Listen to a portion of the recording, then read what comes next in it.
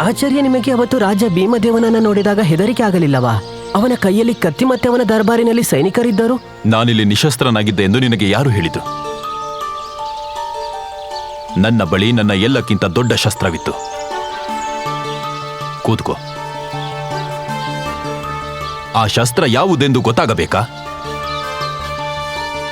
ಬುದ್ಧಿ. ಒಬ್ಬ ಬುದ್ಧಿವಂತ ವ್ಯಕ್ತಿ ಅವನ ಬುದ್ಧಿ, ಚಾತುರ್ಯ ಹಾಗೂ ವಿವೇಕದ ಸಹಾಯದಿಂದ ಯಾವುದೇ ಯುದ್ಧದಲ್ಲಿ ಗೆಲುವು ಪಡೆಯಬಹುದು. ಸಂದರ್ಭ ಎಷ್ಟೇ ಕಷ್ಟವಿದ್ದರೂ ಸರಿ.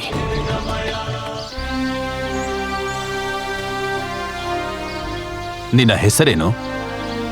ಚಂದ್ರಗುಪ್ತ.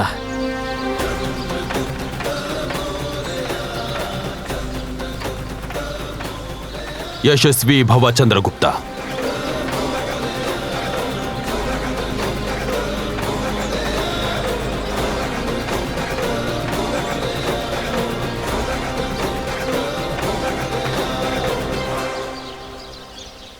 ನನಗೆ ಮಗಧದ ಭವಿಷ್ಯ ಕಾಣಿಸುತ್ತಿದೆ. ಒಬ್ಬ ರಾಜನಲ್ಲಿ ದಯೆ ಮತ್ತು ವೀರತ್ವದ ಸಮತೋಲನವಿರಬೇಕು. ಮನುಷ್ಯರನ್ನ ಪ್ರಕೃತಿಗೆ ಅನುಸಾರವಾಗಿ ಗುರುತಿಸುವ ದೃಷ್ಟಿ ಇರಬೇಕು. ಆಗಲೇ ಅವನು ನ್ಯಾಯವನ್ನು ಒದಗಿಸಲು ಸಕ್ಷಮ. ಧನಾನಂದ, ಈಗಲೇ ಡೌನ್ಲೋಡ್ ಮಾಡಿ ಪಾಕೆಟ್ FM ಆಪ್ ಹಾಗೂ ಕೇಳಿ ದೇಶದ ನೆಚ್ಚಿನ ಶೋ ಸೂತ್ರಧಾರಿ ಚಾಣಕ್ಯ. ಲಿಂಕ್ ಡಿಸ್ಕ್ರಿಪ್ಷನ್ನಲ್ಲಿ ಇದೆ.